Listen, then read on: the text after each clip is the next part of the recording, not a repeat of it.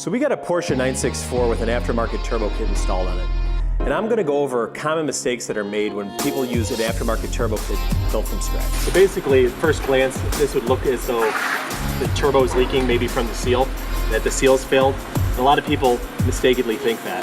What's actually going on is this turbo line down here is in a flat plane going back to the drain back.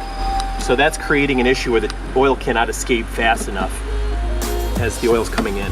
That pushes it out of the front seal here, into the boot, and actually onto the ground. So in order to stop that, we're going to have to develop some sort of catch system that would be placed underneath here, and that would allow the oil to drain here and then to be taken by a scavenge pump over to the engine.